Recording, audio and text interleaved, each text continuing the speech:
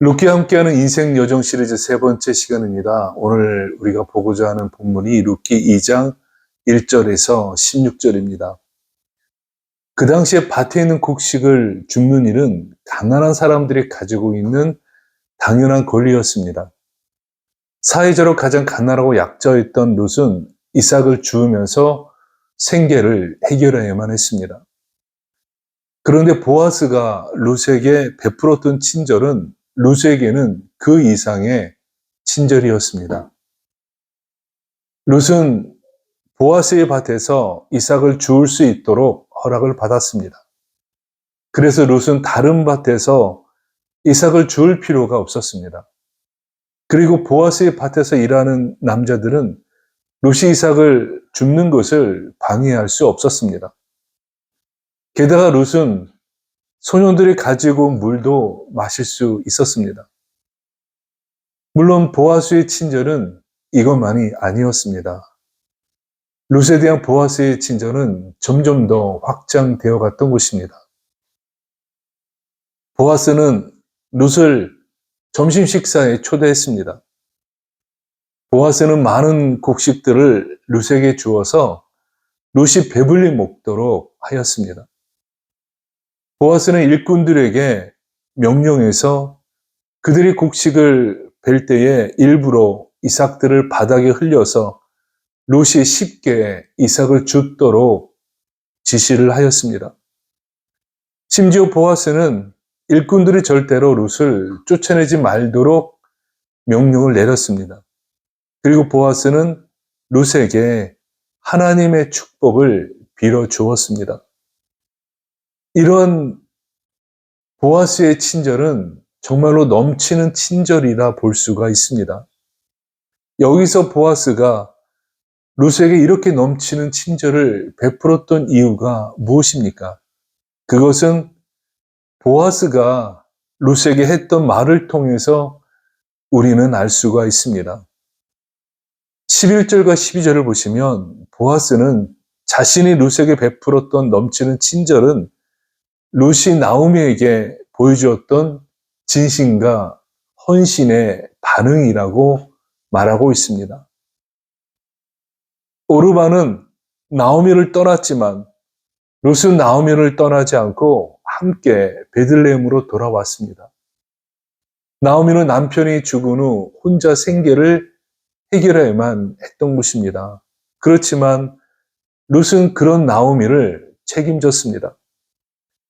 사실 룻은 나오미를 책임질 필요가 없었습니다. 룻기 저자가 오르바가 나오미를 떠날 때 오르바에 대해서 비난하지 않고 있습니다. 왜냐하면 오르바가 자신의 인생을 선택하는 것은 그것은 당연하고 정상적인 선택이었기 때문입니다. 그렇지만 룻은 자신의 인생을 포기하고 나오미를 선택했던 것입니다. 룻은 그럴 필요가 없었지만 그런데도 나오미에게 자신의 삶을 헌신했던 것입니다. 여기서 우리는 룻과 보아스에게서 하나의 공통점을 발견하게 됩니다. 그것은 보아스와 룻은 그들이 해야 할 기본적인 의무 그 이상의 넘치는 친절을 베풀었다는 것입니다. 룻기에서는 이런 친절을 가리켜서 인애라고 부르고 있습니다. 인애는 단순하게 은혜를 베푸는 행위를 말하지 않습니다. 인애는 서로에게 요구되는 기본적인 의무 그 이상을 뛰어넘는 은혜를 베푸는 행위를 말하는 것입니다. 예를 들어 내가 다른 사람에 대해서 기본적으로 가지고 있는 의무가 100입니다. 내가 가진 의무 100을 행하는 것은 이것은 인애가 아닙니다. 물론 내가 100을 행한다고 해서 이걸 행하지 않는다고 누가 나에게 뭐라고 말하지 않습니다. 100은 기본적인 나의 의무이고 나는 그 기본적인 의무만 실천하면 되기 때문입니다. 그렇지만 인애는 기본적인 의무는 100이지만 나는 100만을 행하는 것이 아니라 130, 또는 150 그 이상을 실천하는 것을 인내라고 말하는 것입니다. 루키 저자가 보아스와 룻에게서 아름답게 보여주는 것은 인내라고 말하고 있습니다. 그리고 루키 저자는 그들의 삶에서 보여주는 인내는 바로 하나님께서 우리를 향해 가지고 계시는 마음이라고 말하고 있는 것입니다. 오늘 본문에서 우리가 적용해 볼 수 있는 게 무엇입니까? 우리를 향한 하나님의 마음이 바로 인내입니다.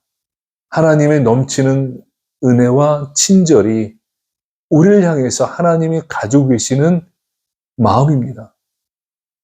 오늘 본문에서 우리가 룻과 보아스가 보여주었던 행동을 통해 발견할 수 있는 그들의 공통점은 그들은 인애를 베푸는 사람이었다는 것입니다. 룻은 나오미에게 인애를 베풀었습니다. 보아스는 과부였던 룻에게 그리고 나오미에게 인애를 베풀었습니다. 하나님은 그런 룻과 나오미에게 그리고 보아스에게 인애를 베푸셨던 것입니다. 우리가 알고 있듯이 룻기는 사사기 그 다음에 나오는 성경입니다. 사사시대가 어떠했습니까? 이스라엘 역사에서 영적으로 가장 어두웠던 시대가 사사시대였습니다. 하나님이 세운 사사들은 자신들의 사명을 제대로 감당하지 않았습니다. 이스라엘 백성들은 끊임없이 하나님을 배반했고 우상을 섬기면서 그들은 타락의 길을 걸었던 것입니다. 그렇지만 하나님께서는 그런 이스라엘 백성들을 오래 참으셨습니다. 하나님께서는 그들이 부르짖을 때 그들을 구원하셨고 그들이 비록 반복해서 죄를 짓더라도 하나님은 그들을 버리지 않으셨고 그들에게 한결같이 하나님은 인애를 보여주셨고 은혜를 베푸셨던 것입니다. 그렇다면 하나님은 어떤 사람에게 인애를 베푸십니까? 하나님은 하나님의 은혜 안에 머무르는 사람에게 인애를 베푸십니다. 어떤 사람이 하나님의 은혜에 머물러 있습니까? 그것은 내가 지금 가장 인생의 밑바닥에 있다고 느껴지는 사람입니다. 지금 나에게는 실패와 무능과 소망이 없다고 생각하는 사람에게 또 그런 사람을 살릴 수 있는 하나님의 인애, 그런 사람들에게 하나님의 인애는 베풀어집니다. 오히려 교만한 자들에게는 하나님의 인애는 베풀어지지 않습니다. 왜냐하면 그들은 스스로 자신이 잘났고 자신의 능력이 있어서 얼마든지 살 수 있다고 믿고 있는 사람이기 때문입니다.